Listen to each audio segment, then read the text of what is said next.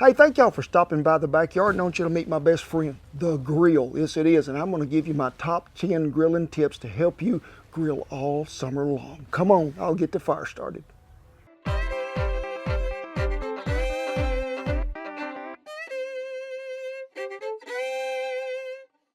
Hey, thank y'all for stopping by, and we welcome you here. If this is your first time stopping by, my name is Kent Rollins. Y'all might have seen me on Chop Grill Masters or maybe some other Food Network show or even CBS Sunday Morning. But hey, let's just get right into it, folks, because we're going to teach you about grilling, Dutch oven cooking, tips and tricks. Have a video for you every week. And today, what are we doing? Talking about my 10 best grilling tips. So folks, I think the first thing we need to talk about is how we're going to get that piece of meat that you're grilling tender. And let's talk about limes and lemons. I'm talking about the juice you get from each one of them. Now, if we're using lemon juice, and I'm not soaking them in it, I'm not drowning them. I'm just talking about a little bit on both sides of whatever you're grilling. Lemon for fins or feathers. That's chickens or fish or birds that fly. And if we're talking about lime juice, I'm talking about pork, I'm talking about beef, I'm talking about wild game. That way it's going to break down. Because what does that acid do? It breaks down muscle connective tissue, which makes it more tender. But we're not masking the flavor of meat and making it taste like lemons and limes. We're just enhancing that. So you got that lime juice or that lemon juice on there. The least amount of time I'm going to let that set, folks, is about 3 hours, because that's what it needs to do to make that meat tender.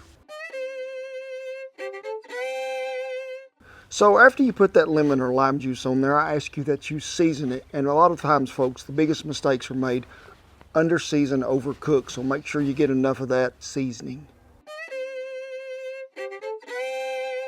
So let's talk about grilling some chicken, and I'm talking about them big old chicken breasts. Hey, first thing I like to do, put them in a baggie. Take me a rolling pin to them and pound them good 2 or 3 times to break that membrane down. You may think you can't not see it, but there's a little bit of membrane there. Break that down, it accepts seasoning even better. And it's also going to give you a more even cook time because you're flattening it out to where it's all the same thickness. So let's talk about grilling some big old pieces of pork chop. I'm talking bone in about this thick. What are you going to do? So you've got it tenderized, you've got it seasoned, you drug it out there. Let's take that big old pork chop, wrap it in some tinfoil, put it on the direct heat, and let's cook it about 4 minutes each side. What are we doing? We're steaming that, making it tender to where you're going to cook it a little less time over the open fire. So after about 4 minutes each side, then you're going to take it out of that tinfoil, put it right over that heat. That thing is going to be so tender.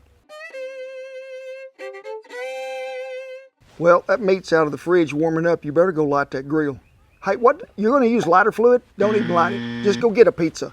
I'm thinking, folks, if you're going to light that grill, do it natural. Do it with propane, do it with a chimney and newspaper, or use some of these little Fogo deals. Put them in there, one little old click from that lighter, and them things will burn. There's no aftertaste. It's natural. It's just resin and pine. It is a good thing. So you got that grill lit, you got it ready to go. The meat is ready to throw on the grill, but are the coals ready? Are they hot? Are they good, white, and ashy? Now, folks, you don't want to start too soon to where them things are not as hot as they can be. You want to start at the peak performance that hardwood or that hardwood lump is giving you. Wait till you see that good, white, hot stuff burning, and then it is time to go to town. And if you want more information about cooking woods or hardwood lump, we'll have you a link right up there above to where you can check it out. And folks, when we're talking about direct heat and indirect heat is where there's nothing under that side of the grill. All them coals have been pushed to one side. I like to do this if it's getting a longer cook time for a piece of meat. Let it get some of that good smoke flavor in there on the grill. So folks, the way I like to grill is I like to have a really hot side. I mean smoking hot. The other side, not so much. And I use them both. One is you can start something out on that side. When it's a little cool, warm it up, then throw it over on the hot side. But if you've got one of them steaks that's done on that side and just nearly, get him off, put him on that cooler end of the grill. Always run 2 ends. So let's talk about a gas grill. Sure, they're convenient at times, they are, and I have used them when I've been so tired of cooking over a live fire. Go out there, turn that propane on, mash that button, let it get hot, clean the grill, throw a piece of meat on there. I wouldn't even have a fire started by that time. But folks, what do you not get out of it? You don't get that flavor you get from cooking with wood. So how do you get more flavor out of that gas grill? I know a lot of you got one of them. First of all, get you some wood. I'm not talking about chips, I'm talking about wood, maybe this thick.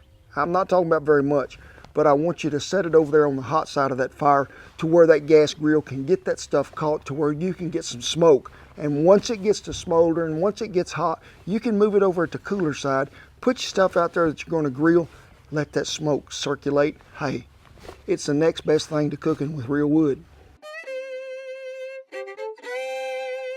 So let's talk about maintenance of that grill and cleaning them grates and taking care of it to where it performs and lasts a long time. It does. Now, I always like to preheat my grill. Now you need to do that. I'm not talking about turning the burner on. I'm talking about going and building that fire and getting it started to where them grill grates are hot, because when they're hot, they clean and they oil better. Now with mine, I just usually take a wire brush to it and just run across there a lot of times. But also a great trick that you can use that I've done many times, and it's so easy, and it flavors the grill at the same time. What are we talking about? Cut you an onion in half, rub him up and down them grates. He's going to clean and he's going to season. Now they make all kind of oils that you can spray on a grill, and I've used them too, that you can put out there. But folks, try that onion trick. You won't be disappointed. And let's talk about cleaning that grill when you're done. Don't wait till the next day. When you take that meat off there, while it is resting, go ahead, crank that heat plumb up there next to that grill, let it get good and hot, clean it good, oil it, let that heat down way to the bottom.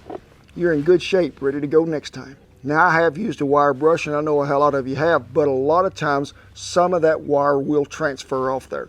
I've used steel wool and used that in a way, but I've also just used a hard sponge that is fire resistant. They make them, they just look like a big old square, like a Brillo pad. You can clean that grill with that. But if you clean it, you season it well, you ain't gonna have no trouble cleaning it with that onion. So let's talking about using the right utensil to take care of what you're cooking on that there grill. Say you got a piece of fish on there, and fish is bad to stick because when you're grilling salmon, you're meat side down first and then turning it back over the skin. So make sure that that grill is cleaned and oiled well, but also make sure that the tool you're using to pick it up with is big as what you're cooking. I've seen a lot of people reach in there with a little old spatula trying to get a piece of fish and turn it over and it tear plumb apart. So make sure. But another tip I'm going to give you, and this is the final one, folks, spray that spatula with any good cooking oil before you slip it in there. Hey, it's like Teflon. Things will slide right out.